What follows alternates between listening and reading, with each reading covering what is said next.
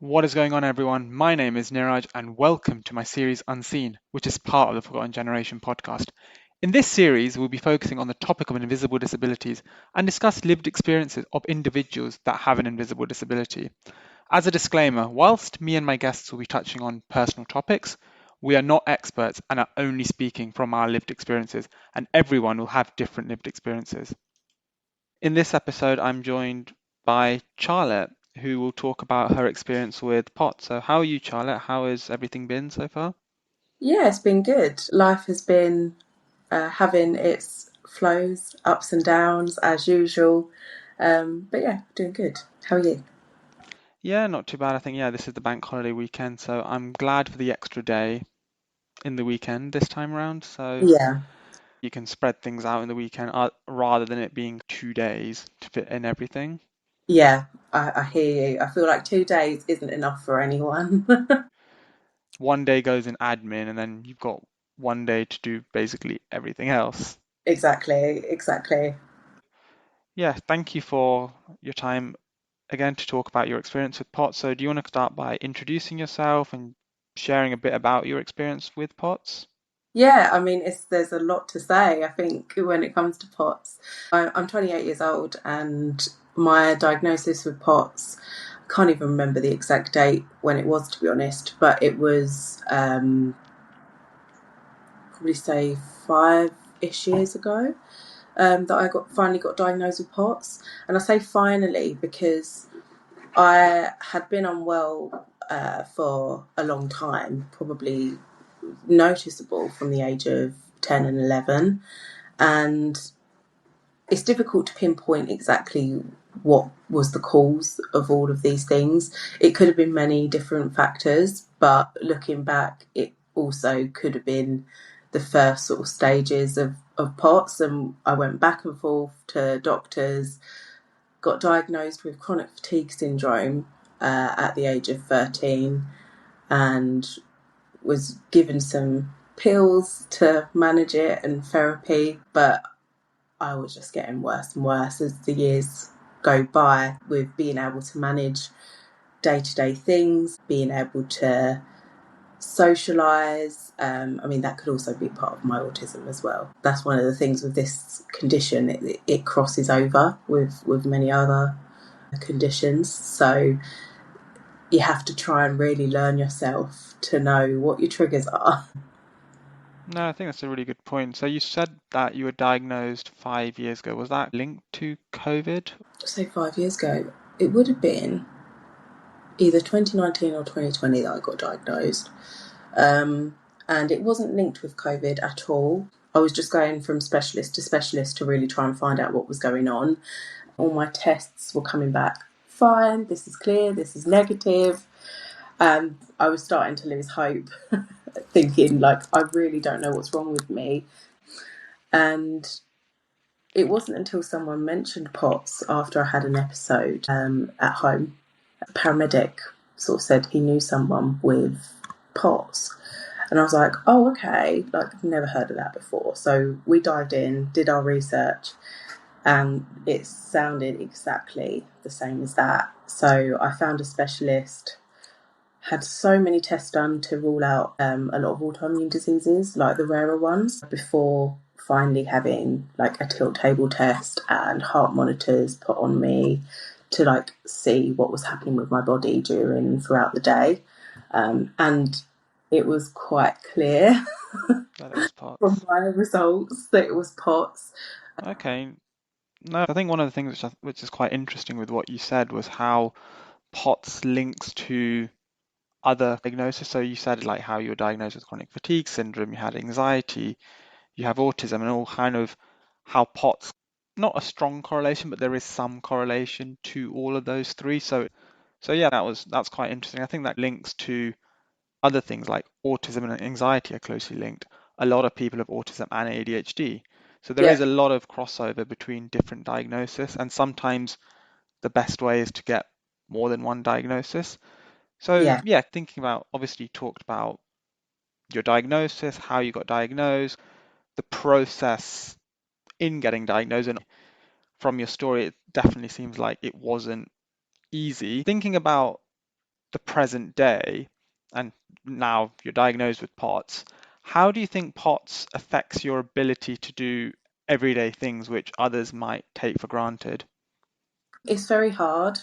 I can't lie about that. A lot of my friends know me, know that I put on a brave face, know that I will try and smile through everything, but it's not easy. Someone was talking about it with my mother the other day, and she said, my friend's got POTS and it's a living hell. And it is. It honestly is, because you constantly feel like you're letting people down, because you're living in a body that is inconsistent, and yet you crave consistency like everything. I look at healthy people, and it can make my heart bleed, because sometimes I'm like, you're taking all of this for granted. Like, you could do so much. My mind wants to do so many things. I want to, you know, get into and help people, and I want to do things that are physical. I was a dancer, so I love movement and all of that, and I just have to accept that I can't do these things. That's not an easy thing to accept. It really isn't, and especially when you've got your peers, and you've got, say, a friend that's getting married, and you don't know if you're going to feel well on their wedding day. I was really unwell on my sister's wedding day, and I nearly collapsed and needed to have like loads of wet towels put around me. So it ruined my dress, it ruined how I looked. So how I look is not really a priority in my life.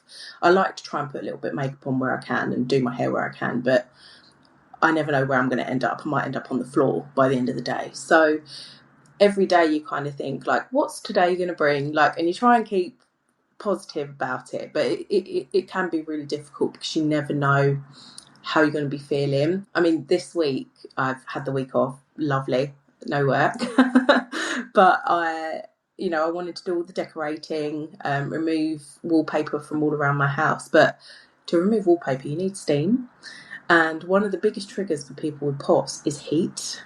Uh, Heat, cold, um, can be really triggering.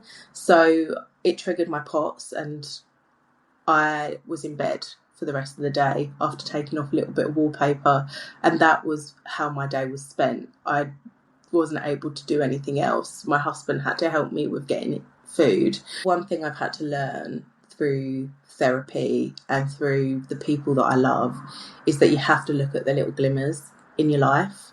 And, I've got a husband who loves me, doesn't mind how my illness sort of works around our lives.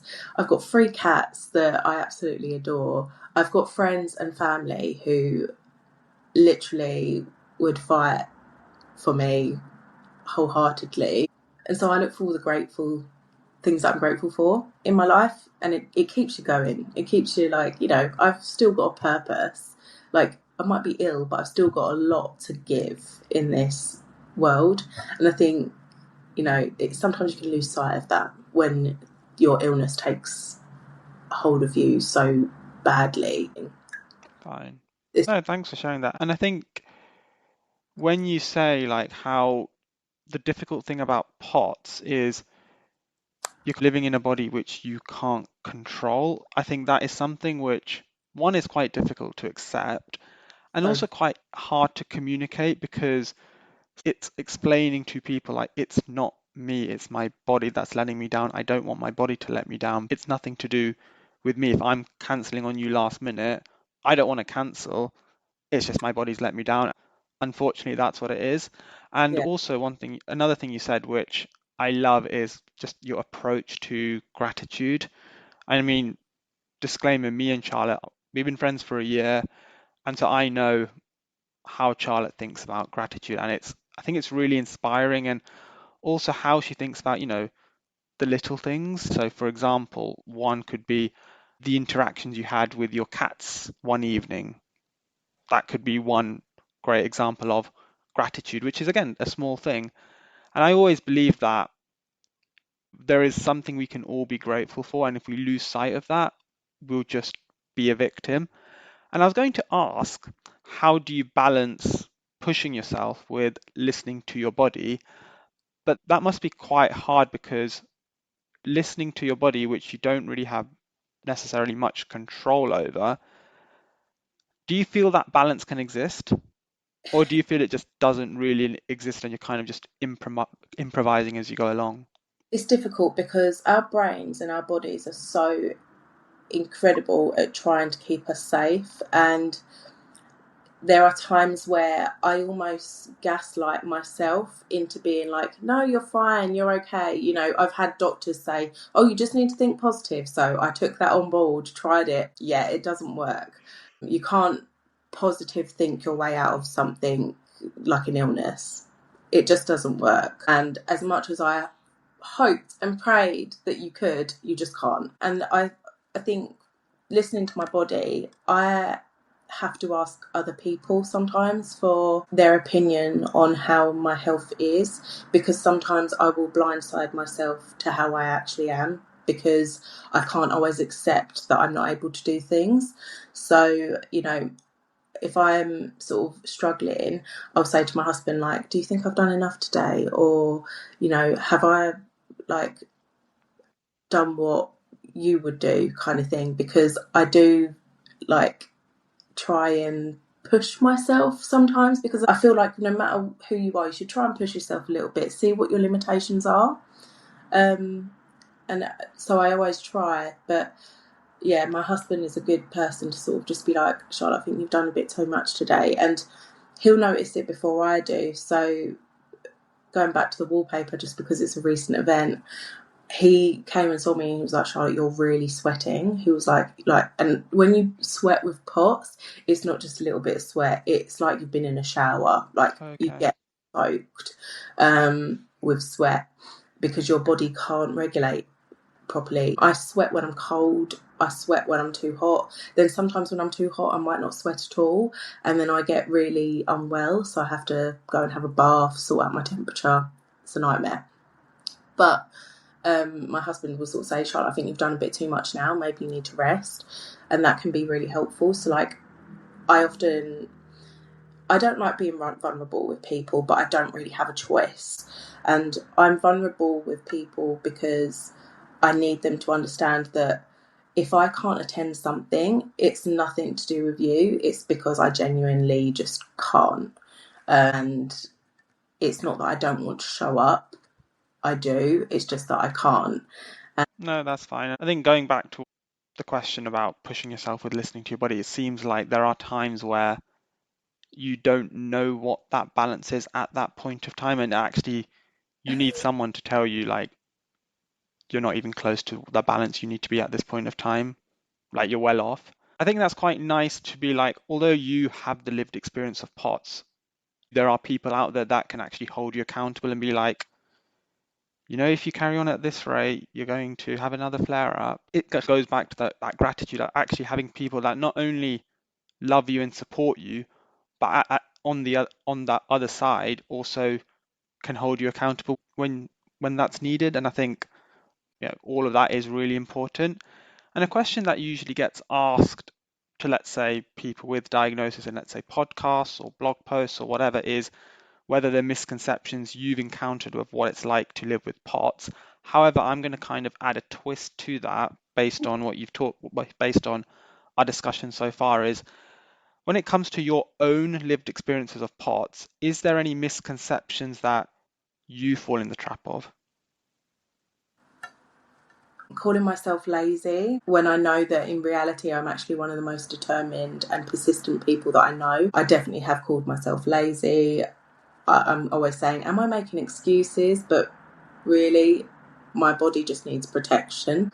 I found it hard to protect myself where my POTS is concerned, because I used to feel so ashamed that I was unwell because no one really understood it. And I think, you know, that I've lost friends because of my health, and that's really hurtful because it's not my fault, and I can't always communicate to people what it's like to live with POTS unless they see it. And I have debated recording myself and blasting it on the internet and for people to see, I'm just not ready to be that vulnerable, because it is very vulnerable. I used to hate the word vulnerable because it used to make me feel weak, but accepting that I'm vulnerable makes me feel strong, because I have to accept I am a vulnerable person, both emotionally and physically. I've had a lot of trauma where my health is concerned, from losing friends, from having doctors dismiss me. I've gone through life feeling unheard. And so that's why I try and heal out loud. I speak about the problems. And I've had people say, like, that I'm doing it for attention. And when you're just like, if I wanted attention, I'd be doing something much different. And not listening to people, not trying to understand them, is probably one of the most hurtful things you could do to someone, because everyone has an internal battle that no one knows they're fighting. And if someone chooses to be vulnerable with you, to share their internal battle with you, you are so privileged to receive that information. Like, you should be looking after that with all of your strength and your might, because someone has actually taken the time to be vulnerable with you. So there are bad people in this world, there really are, but they are few and far between. No, definitely. I'd say like the majority of people, and I found this, the majority of people have good intentions. Exactly. And I think Exactly. it's just really important to be appreciative of that. Like society isn't perfect. It probably will never be perfect, but the majority of society have good intentions. And going back to, obviously, when you talked about misconceptions, one of the misconceptions that even you fall in the trap of sometimes is thinking that you're being lazy. You would never say that to someone else who's struggling, like, oh, you're just being lazy, like, come on, like, be more productive or whatever. You'd never say that to someone else, yet you're saying that to yourself. And I think that's really interesting. And I don't know if you'd count that as a form of internalized ableism. Oh, it is. No, it really is. I think sometimes I have to remind myself that I don't actually believe in negative words. I don't believe that they are real. Laziness. I don't believe that anyone is ever truly lazy. I believe they are either uninspired or they've got something going on, they're struggling, but no one's listening. And I think that's the problem, when someone instead of trying to speak to the person and being like, look, there's something going on with you, let's try and figure this out, it's easier to call them lazy. If someone is, say, wants to get loads of work done, for example, and then they start taking a step back, is that laziness, or is something else going on that needs to be explored? And I Yeah. think that the world, despite all of the connections that we have, like social media, we are becoming incredibly disconnected. And I think that's what needs to be moved more. I've seen it in some spaces, definitely have seen more connection, and I think that's beautiful and that's what I want to see. But I've seen in other places where, oh, well, it's rude to ask what's going on with someone. Is it? Or Mm. are you, is it rude to care about someone and want to know what's going on so that you can try and help them and aid them through it?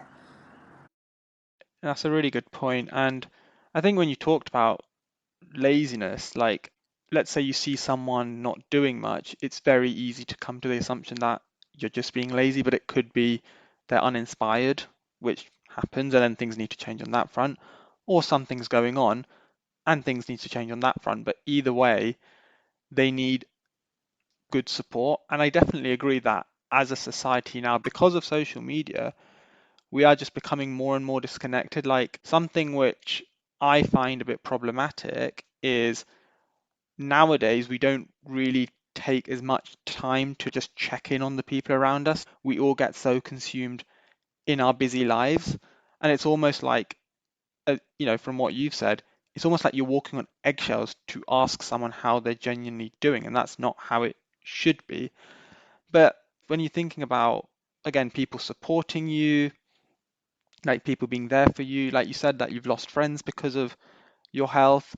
I guess the thing that I've been thinking about when listening to this is, let's say you have someone that, again, wants to be your friend, wants to support you, but they don't have lived experience of POTS. They don't really have lived experience of anything mildly related to POTS. So they might be worried that, look, I want to support you, but I'm not always going to get it right just because I've just not got the knowledge, or yeah, I might not always say the right thing. What, how do you approach those situations where, again, someone has genuinely good intentions, but they're a bit worried that they're not always going to get it right all the time?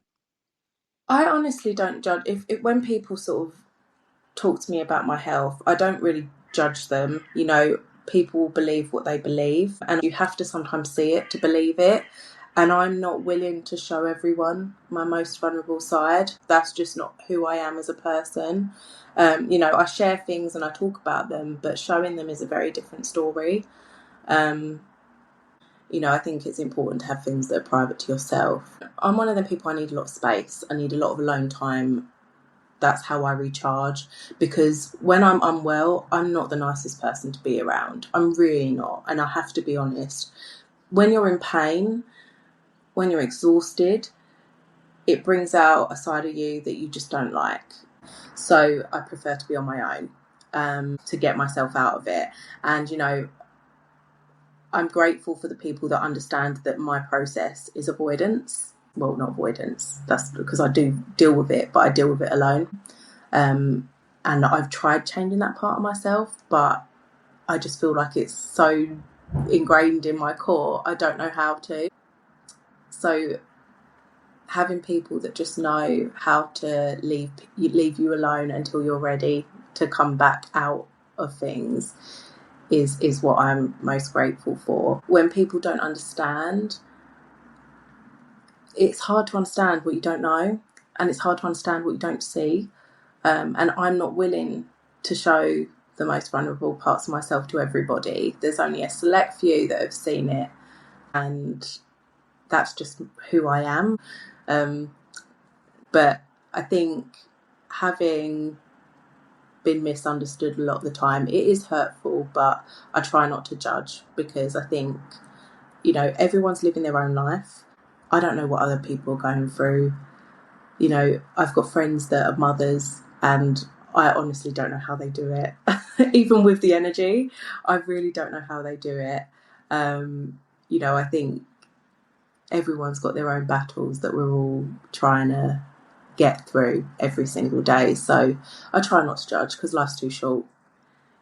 I think that's a really good. If, let's say, that's someone who is a friend that wants to support you, but it's not sure that they're always doing the right thing, that will come as a lot of reassurance to them. It's because at least they'll be reassured, like, okay, it's not about getting everything right. It's about just showing that understanding. And what you said is you don't always show the most vulnerable parts to people. And, you know, with POTS, let's say a flare up, it's not something people can see over a text message or a voice note. They would have to be physically there to see you struggling. So again, you can't expect someone to understand that as well over a text message compared to if they see you in person. Again, going back to kind of when people with, let's say, different diagnosis talk about what would be helpful, and a common answer is accommodation, support, you know, society to be more accommodating, and that's all true. But do you think that it's just as important for the person with the diagnosis to have that self-awareness on what helps them, you know, making sure that whilst people want to understand them, they need to understand other people's intentions and the good intentions that they have. Because as you said, like in your case, you need to be very self-aware in the fact that actually I don't share everything, so I can't expect people to understand the things I don't share. So do you think that self-awareness for the person with the diagnosis, whatever the diagnosis is just as important as people around them being accommodating? I kind of have this mindset of nobody really owes you anything. You know, sometimes when you've had to fight so many internal battles, you just want peace. And I don't want to have arguments with people. And for me, if there's like any conflict or anything like that that kind of arises that can't be fixed immediately, I do sometimes get a bit persistent, and I do want things to be solved, but I have to accept that not everyone wants to understand.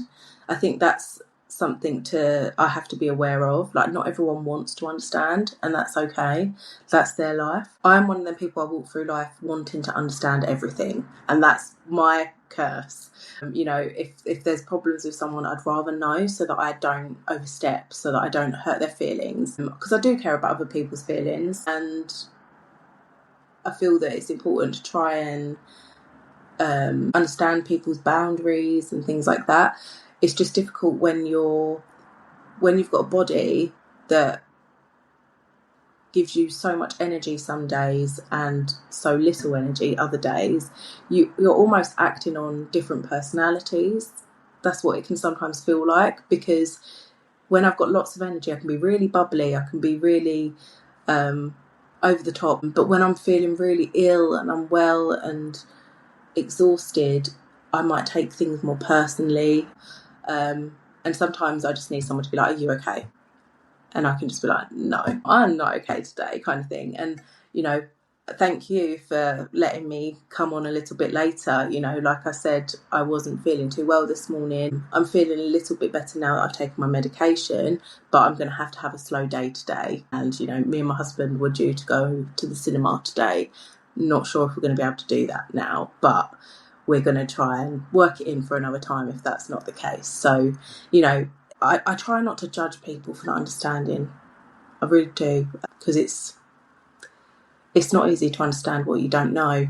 Being someone who's so young with such health issues, I can relate to so many people on different levels. Like, my body feels old, but I know that I'm young. So, like, I can understand how older generations feel when they're not able to do things that they used to be able to do. Like, it's a grieving process. Like, in life, we're all grieving our past selves to some extent. I think, if someone said to me, like, "I can cure your POTS tomorrow," I would take it. I would. Nothing wrong with saying that. But I know what my reality is, and I accept that I'm just not going to be able to do things that I used to, things that I have maybe wanted to. So I've got to create a new life for myself based on my limitations. And that is what I'm working on. Every day I'm working on, right, what are my limitations today? No, interesting. And yeah, a final question, which again maybe a bit more non-generic and non-standard for as final questions go, is let's say there's someone with POTS or any diagnosis for that matter, and they are struggling with the balance of, I don't want to open up because I risk feeling vulnerable. However, I feel I need to open up to get the support I need. So there's that balance between how much to open up about. How would you suggest they go about striking that balance of not opening up at all, but also not opening up too much that it comes across as oversharing? I feel like as human beings, we don't share enough. And I think that's the problem in society. I think that's why so many people feel lonely. I think if I had any advice, I'd say be vulnerable.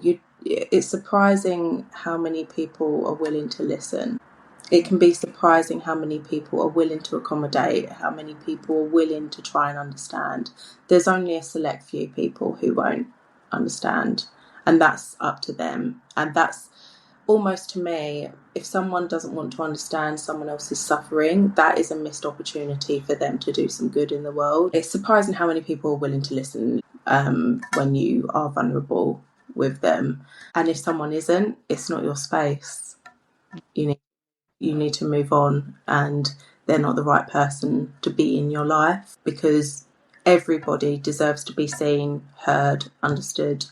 And if someone isn't willing to give you that, that's up to them, and they're not for you. Like, I'd say in those cases, walk away. Yeah, I think that's really great advice. And a key takeaway from what you said is you'll be surprised how many people want to listen, want to support, want to accommodate. And the reality is that's going to be the vast majority of people. They might not get it perfect all the time, but they're going to want to accommodate and support. And if someone doesn't want to, in a way, that's easy for you because you know, okay, that's easy. I'm just going to walk away from that. Like that's more on them than on you. But yeah, definitely something that people with different diagnoses, like in the DNI space, neurodiversity, etc., etc., sometimes we need to be mindful that a lot more people than we think want to accommodate and want to support that and have good intentions. It doesn't mean they'll get it perfectly right all the time, but people want to help. But yeah, thank you for your time, Charlotte. I hope you have a great rest of the day. You said you might go to the cinema after this.